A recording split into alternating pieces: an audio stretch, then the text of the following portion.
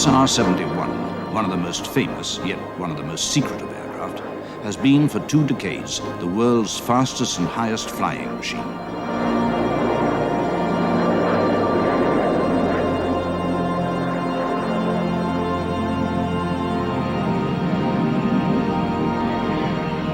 Produced by the Lockheed Corporation, it's a far cry from the first designs of the company founded by the 2 brothers Malcolm and Alan Lockheed in 1913. Raised on a ranch in Alma, both had developed a keen interest in mechanics and worked in the early automobile industry. But flying had caught the imagination of Alan, and in 1910 he became first a self-taught pilot, then an instructor, and finally went into barnstorming, until a disagreement with a telegraph pole ended that career.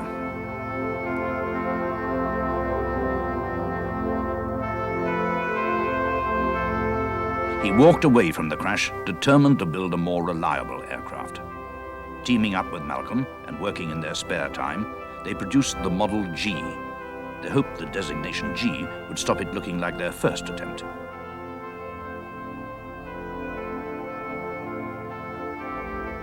Using the plane to give joy rides around San Francisco Bay at $10 a time, they made 600 trips, and with the profit of $4,000, they moved to Santa Barbara to set up the Lockheed Aircraft Manufacturing Company. The outbreak of war in Europe had a profound effect on aviation, both in Europe and the USA. The planes that had started out in 1914 as flimsy, unreliable, and in many people's opinion, useless objects, became, with the advance in engines and airframes, a highly maneuverable, sophisticated, and potent weapon. At first, the war in Europe seemed remote to most Americans and had little effect on the young aircraft industry. But with the entry of the USA into the conflict, the situation changed dramatically.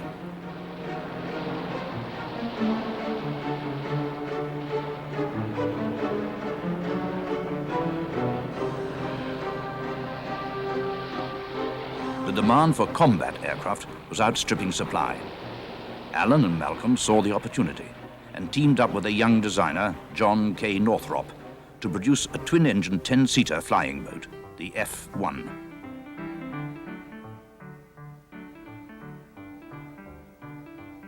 The hoped-for naval orders did not materialize.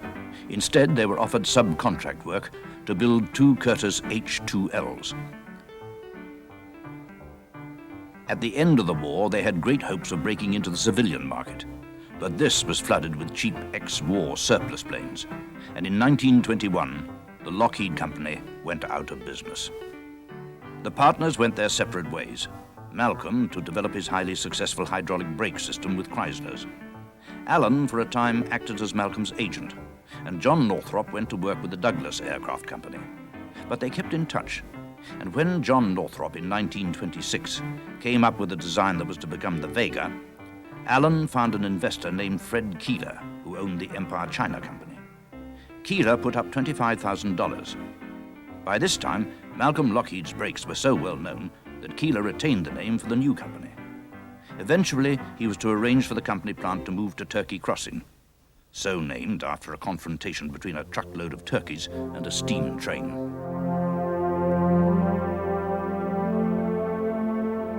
50 men were employed, mostly carpenters, for the Vega was to be an all-wooden aircraft.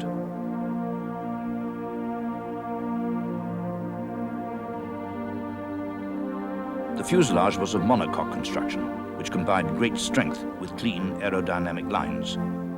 The same method was to be used much later during World War II, notably on the de Havilland Mosquito.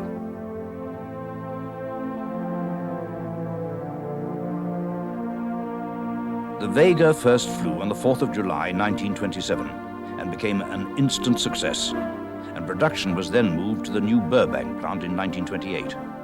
They had produced the right aircraft at the right time. Some 20 were ordered, and the workforce increased to over 200. Variants followed: the Air Express, the Sirius, and the Orion. Because of their robust construction and speed, they became the chosen planes of many long-distance flyers. Captain Frank Hawks created a New York to Los Angeles record in 19 hours non-stop.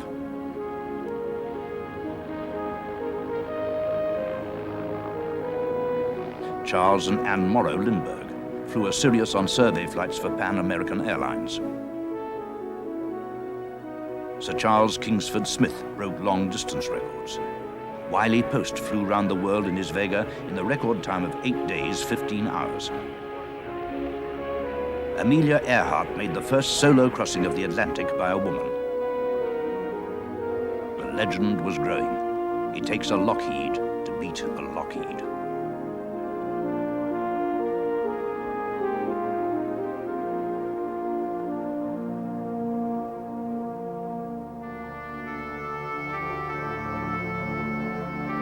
The success of the company made it a prey for takeover, and in April 1929, it was bought out by the Detroit Aircraft Corporation. At first, all was well. Burbank Airport opened with a great flourish, but then came the Wall Street crash. The Detroit company failed, and with it, Lockheed.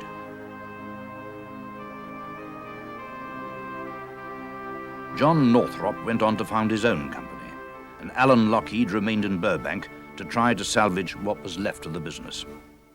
Alan became a real estate agent after he had sold the company, and I actually bought a house from him. But the team that came in, headed by Robert Gross, contained Hall Hibbard, who was the vice president of engineering in those days, Cyril Chapelet, who was his finance and administration man, and that team had many others, of course. I shouldn't say many. There were maybe all of 10 or 15. And they involved one man that came with the company, Carl Squire, who was the marketing manager, if you will. We didn't call him that in those days, but he was the salesman. And the team put together quite a lot of different ideas to carry the company from its wooden airplane legend, if you will, and the production for that matter, into the all-metal world, which they could see coming. The result was the Electra, an aircraft that was to change the fortunes of Lockheed.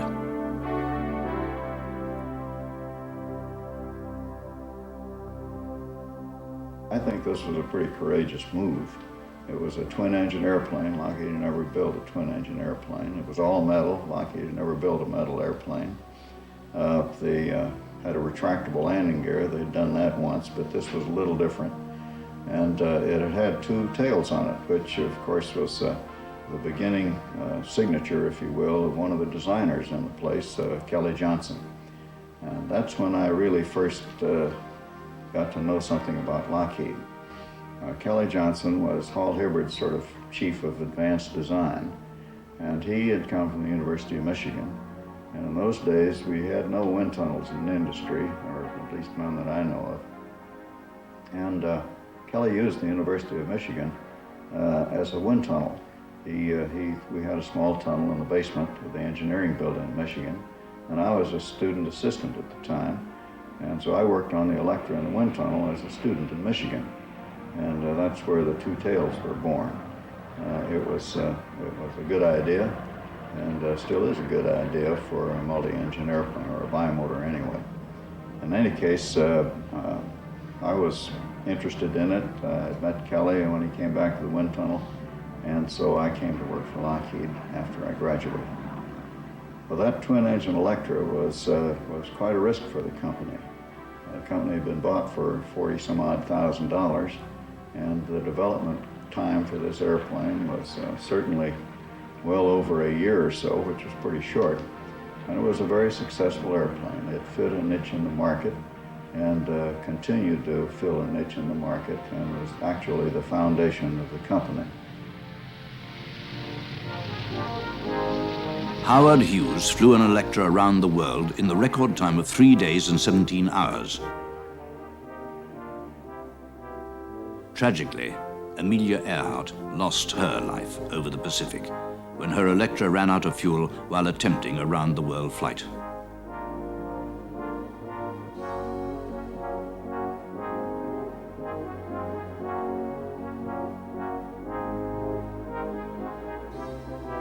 However, the success of the plane prompted the company to build a mock-up of a bomber version in anticipation of a visit by the British Air Ministry. The British were impressed, and ordered 200 aircraft on the spot, and as many more as could be delivered by December 1939. It was the largest single order ever received by the American aircraft industry. Doubts were expressed about the ability of Lockheed's to meet the deadline.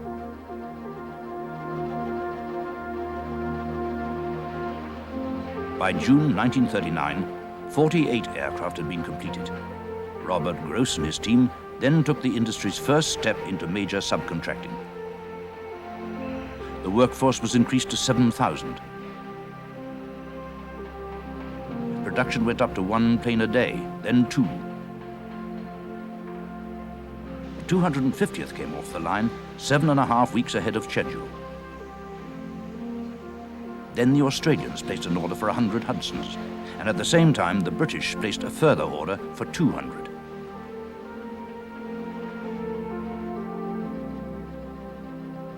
In the end, nearly 3,000 were built, and Lockheed had arrived at the forefront of American aviation. More bombers for Britain. With the President's plea spurring the aviation industry, the Lockheed plant goes all out in production of Hudson bombers for the RAF. Wings the British Lion wants and is getting special delivery.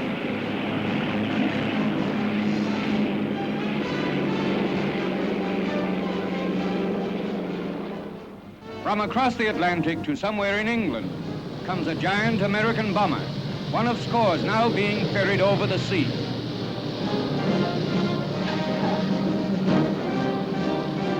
A Canadian and a Yankee pilot brought this Hudson bomber through stormy ocean skies, and a British air marshal is on hand to greet them.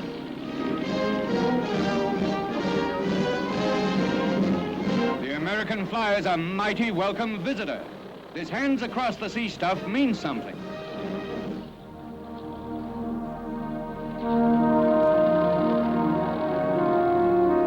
The Hudson served with distinction in the Royal Air Force Coastal Command, helping to defeat the U-boat during the Battle of the Atlantic, and in the process, establishing Lockheed's reputation for maritime patrol aircraft.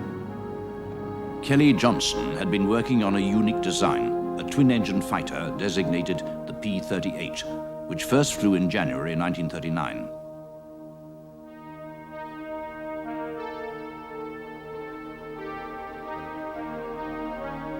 It was a radically new concept, with its twin booms, tricycle undercarriage, and armament concentrated in the nose.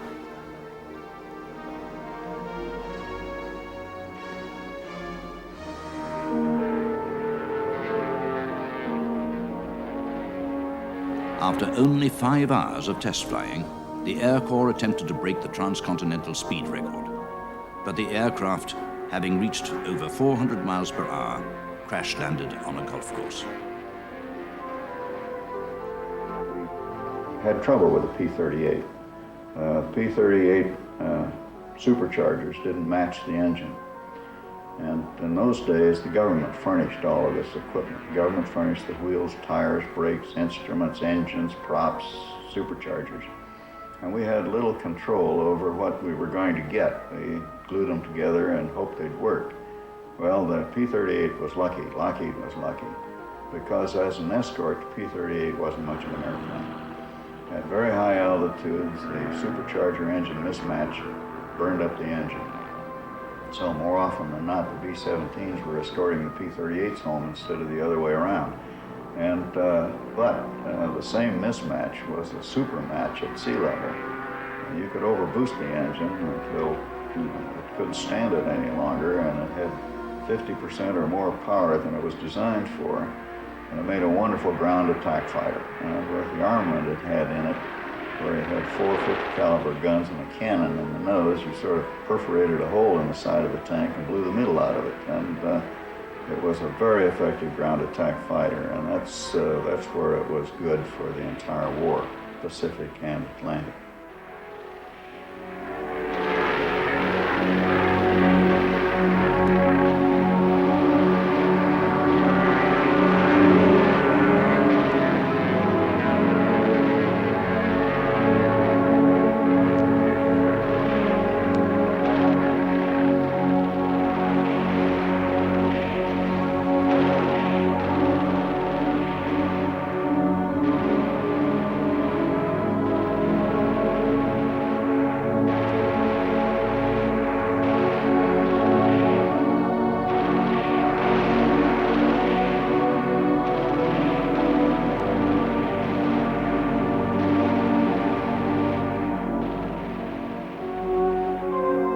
P-38 had the distinction of being the first American plane to shoot down an enemy aircraft, a Focke-Wulf Condor, which was on patrol off Iceland.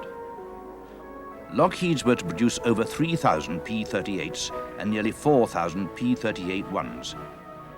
They served in all United States combat areas, and Kelly Johnson's design became one of the most innovative and successful of the Second World War.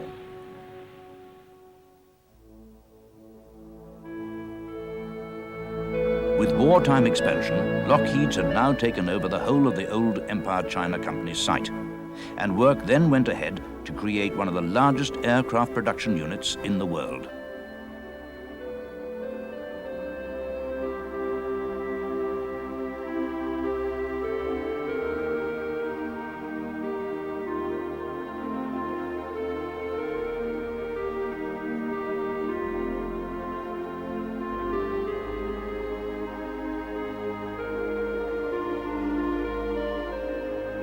At this time, there was a fear in the USA of long-range air attack, so the factory was covered and planted with trees and dummy houses to fool the reconnaissance planes of the potential intruders.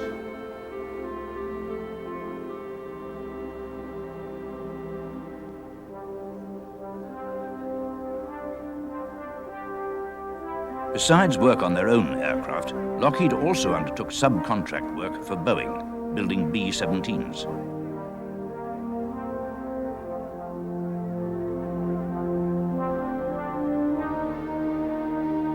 By December 1941, Lockheed had become the biggest aircraft company in the USA. They had already produced over 2,000 aircraft, and the workforce had increased to 53,000. In all, they were to produce over 19,000 airplanes. At one stage, space was so short that they created an open-air production line.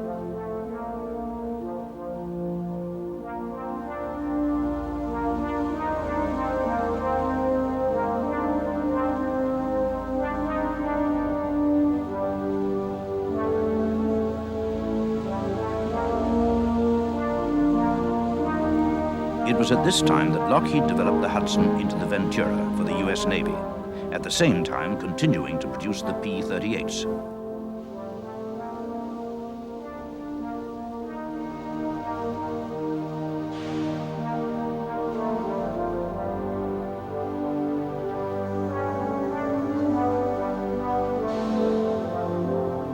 An increasing number of women were employed on the production lines, and the proximity of Hollywood led to many of the stars helping with fundraising and promotion during these uncertain war days.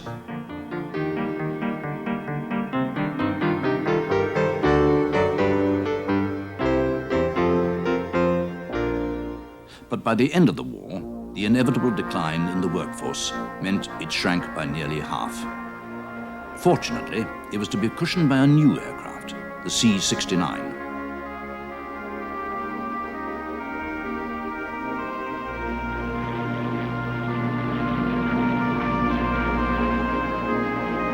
The C-69 had been started before the war as an airliner, became a troop transport for the duration, and then went back to its original role. And between VJ Day and the end of 1945, over 100 were ordered, and the C-69, or Constellation, together with Boeing's Stratocruiser, became the main long-haul airliner of the post-war decade, helping the United States to be the dominant Western aircraft manufacturer.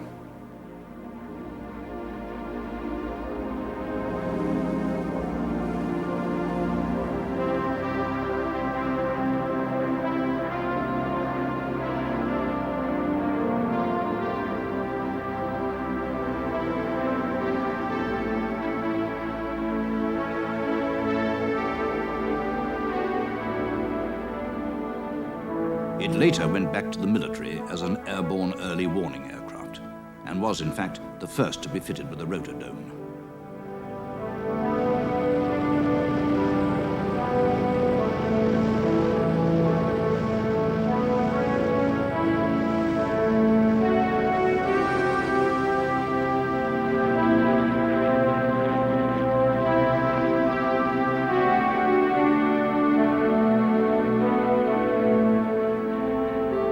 Kelly Johnson and his team had been working on Lockheed's first jet at the highly secret Skunk Works.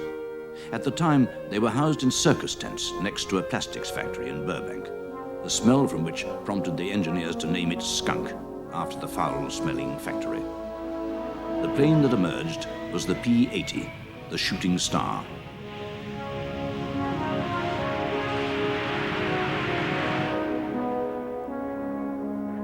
Very much a pilot's aeroplane.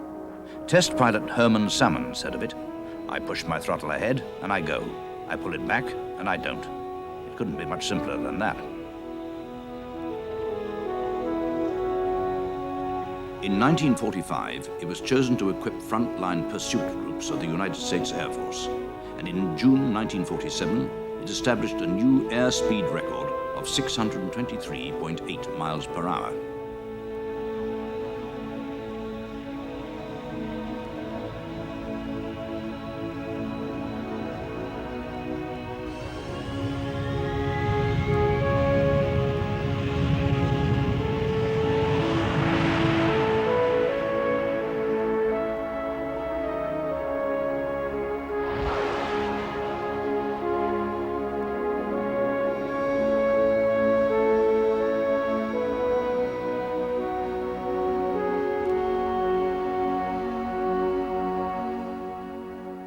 Too late to have seen service in the Second World War, the Shooting Star first saw action in the Korean conflict.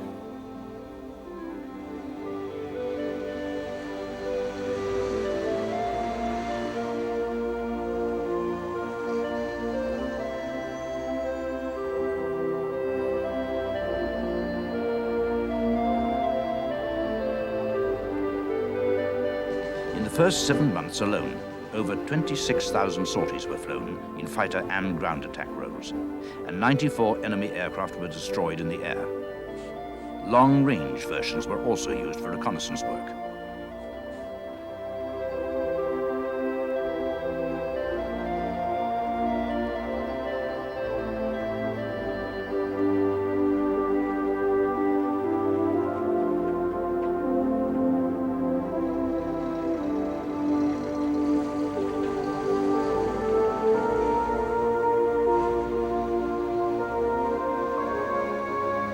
On the 8th of November 1950, a Shooting Star shot down a MiG-15 in the first ever all-jet air battle.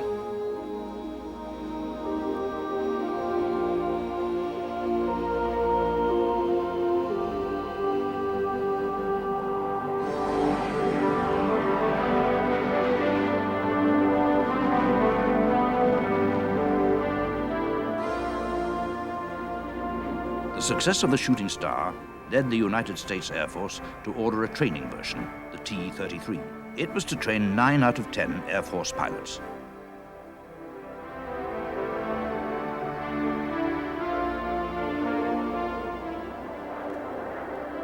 The United States Navy also ordered a version, which was to become the first carrier-based trainer.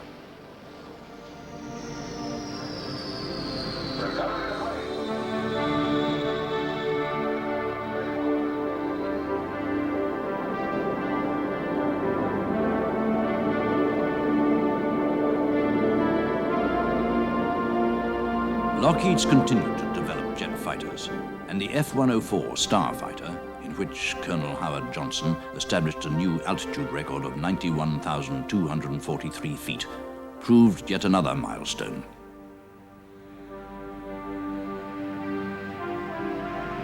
Rival aircraft won back the record, but in late 1959, Captain Joe Jordan set a new world altitude record in the Starfighter of 103,395 feet, nearly 20 miles above the Earth's surface. It fringed on space.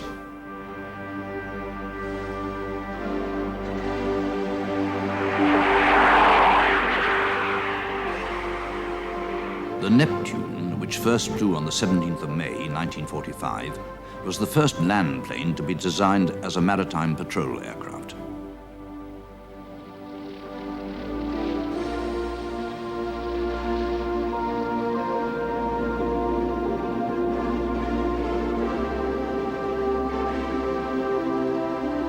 It It remained in production until 1979, with over 1,100 being built. And for 16 of those years, it held the world's long-distance flight record for a petrol-driven propeller aircraft.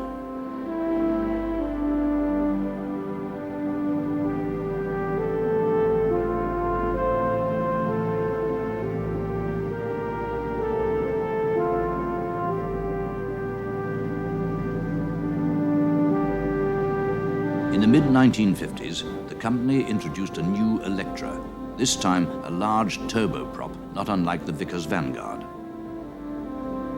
Both Electra and Vanguard failed to live up to the high hopes of their companies, as they suffered from the introduction of the new short-haul pure jets.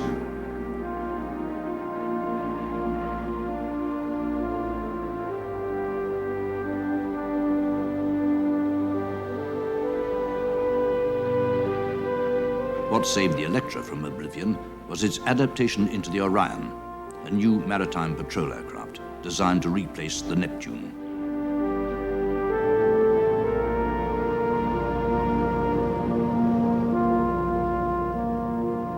Over 500 Orions are in service in the USA, Australia, New Zealand, Norway, Iran, Japan, the Netherlands, and Spain.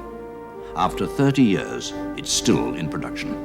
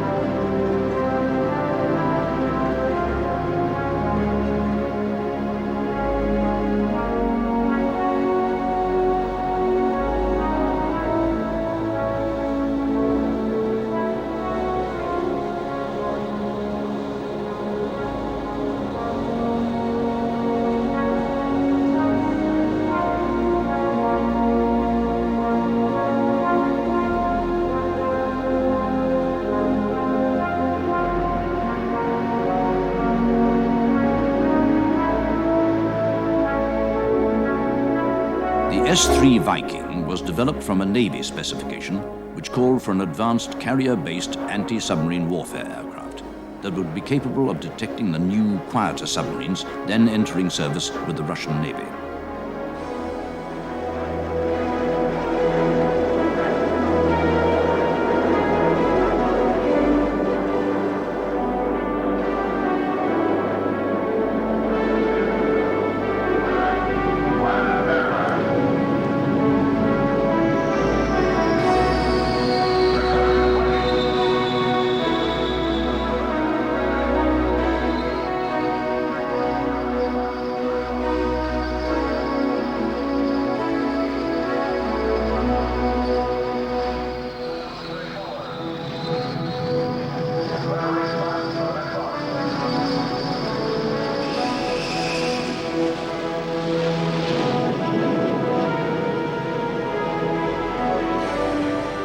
With its four-man crew, the Viking is one of the most completely automated aircraft flying, its main computer performing the majority of tactical calculations.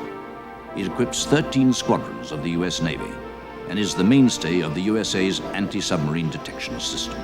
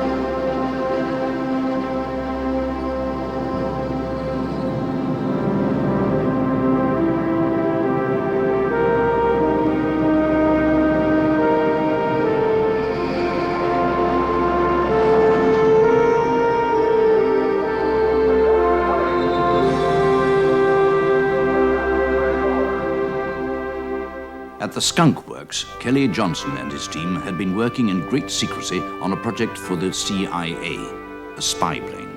In effect, a powered sailplane, capable of operating at very high altitudes, the U-2.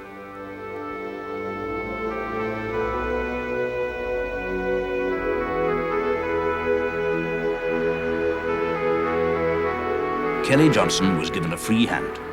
The requirements merely stipulated range, altitude, and provision for equipment.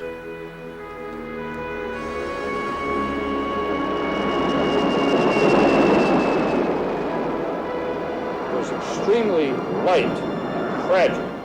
It was probably one of the most fragile airplanes that we had ever built at Lockheed, because it had to fly at great heights, up around 70,000 feet, an unheard of height in those days.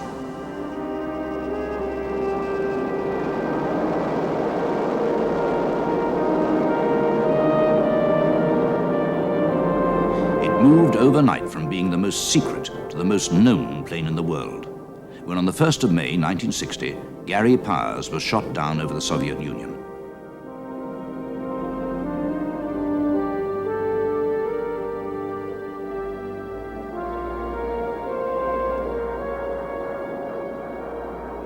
Two years later, it was a U-2 that overflew Cuba to set off another crisis between the superpowers. Do you, Ambassador Zorin, deny that the USSR has placed and is placing medium and intermediate range missiles and sights in Cuba? Yes or no?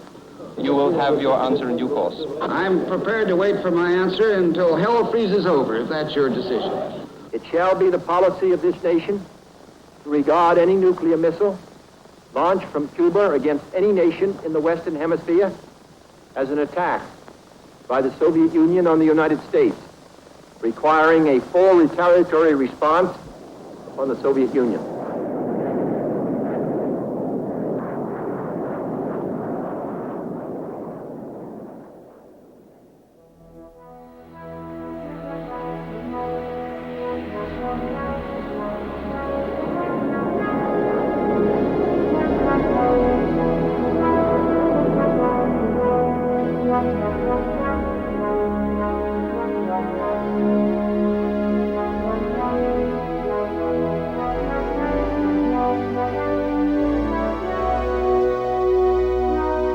The plane went on to a more placid role, landing on carriers, operating in space research for NASA, and being the first US aircraft to go back into production when it was reborn as the U-3.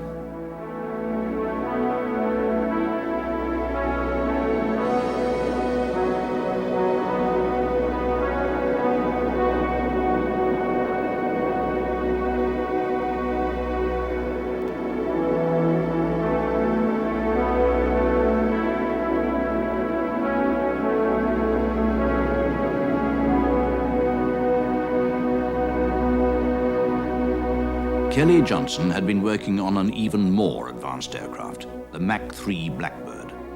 The technical problems were enormous. Special titanium structures had to be made to withstand the temperatures of over 800 degrees, as the pilots would be operating on the edge of space. The result was a remarkable aircraft.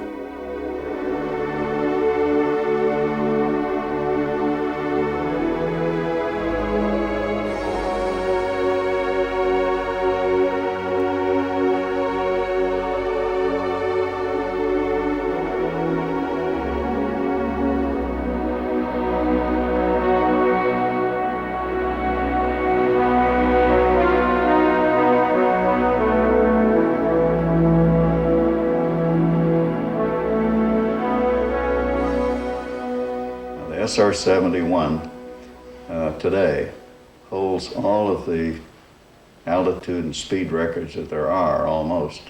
But what isn't known, and it's kind of a commentary on how we do things today, is that those records have held now for almost 10 years.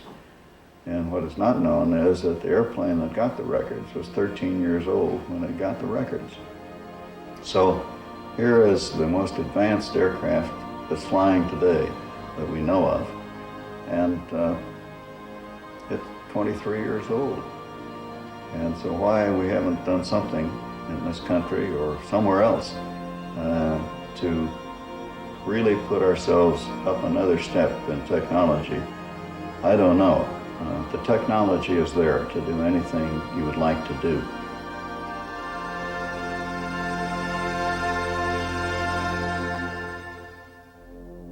It was the climax of a brilliant career in aviation for the boy who had many years before dreamed of building his own aeroplane, the Merlin 1.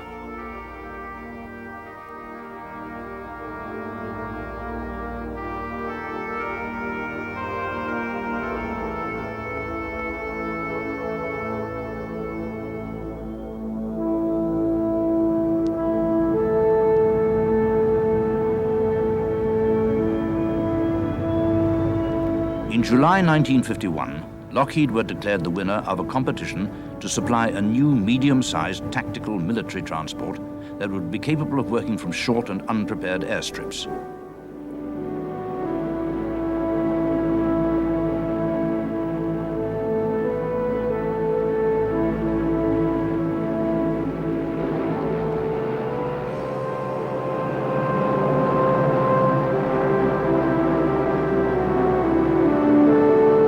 The design team under Willis Hawkins had produced the C-130, later to be known as the Hercules. With its 4 turboprop engines and rugged workmanlike appearance, it was to become a classic.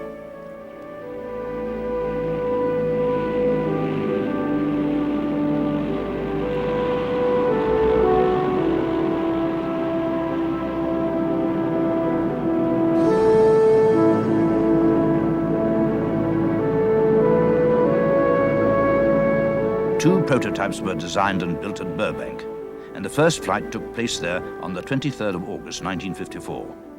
Production was then moved to Lockheed's new plant at Marietta in Georgia.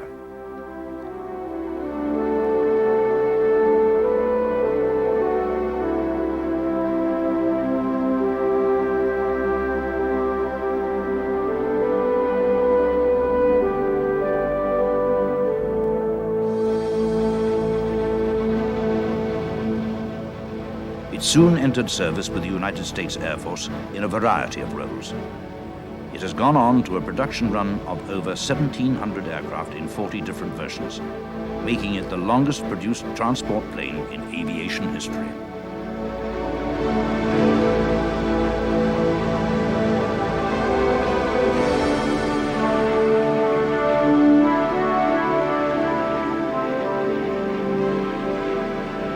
Constructed primarily for the military, its ability to work from short, unprepared landing strips has made it invaluable for relief work. And it's in this humanitarian role that the Herc has come to public attention during the Ethiopian famine, delivering relief supplies to earthquake victims in Morocco, Nicaragua, Peru, and Italy, and to the survivors of typhoons in Chile, Japan, Guam, and the Bay of Bengal. The Hercules has become a symbol of hope rather than of military threat.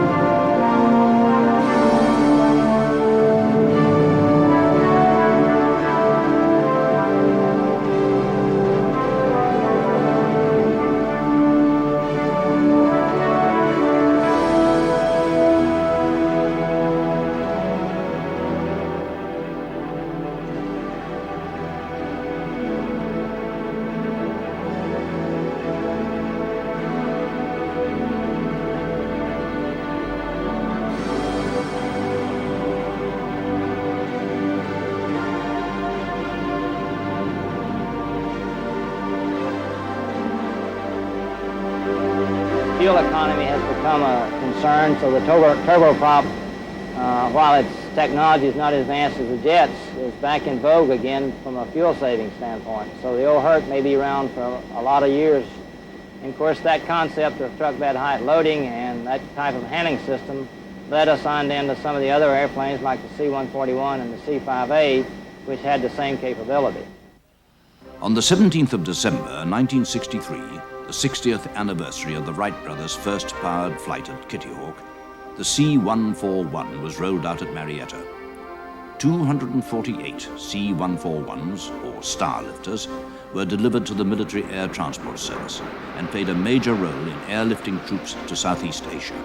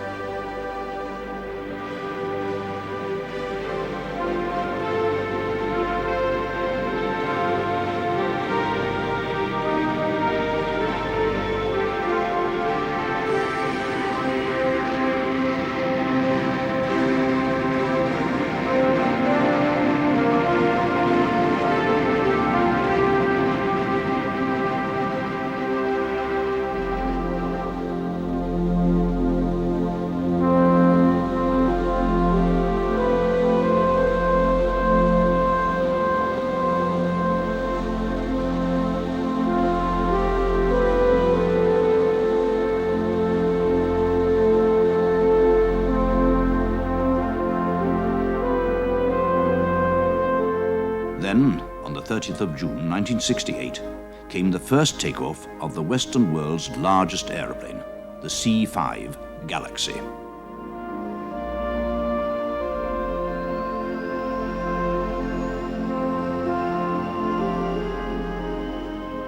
This is the first takeoff of the aircraft. We've applied power to about a 4.46 EFR. The gross weight of the aircraft is 497,000 pounds.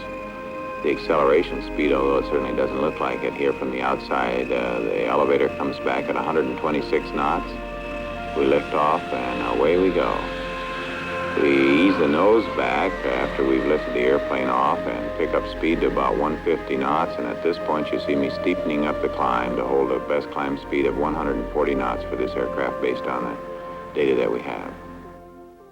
In June 1969, the C-5 established a world airlift record by taking off from Edwards Air Force Base with a gross weight of 762,000 pounds.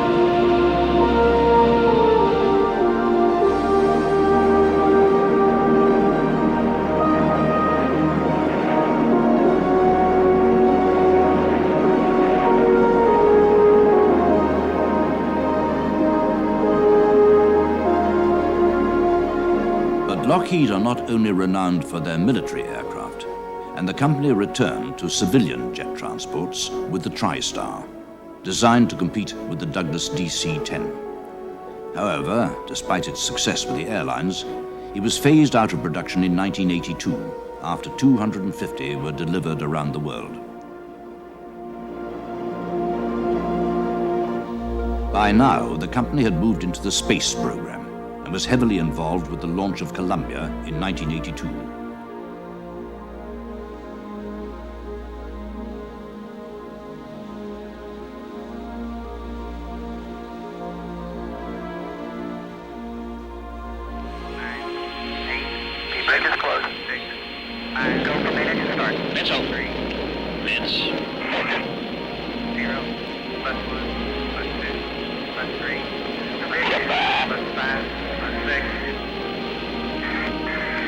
Flight, lift off confirmed. get a status, Vital? Go, booster, go. The present Lockheed Space Division is at Sunnyvale, California, a short distance from the ranch at Alma, where Malcolm and Alan Lockheed grew up and dreamed of flight.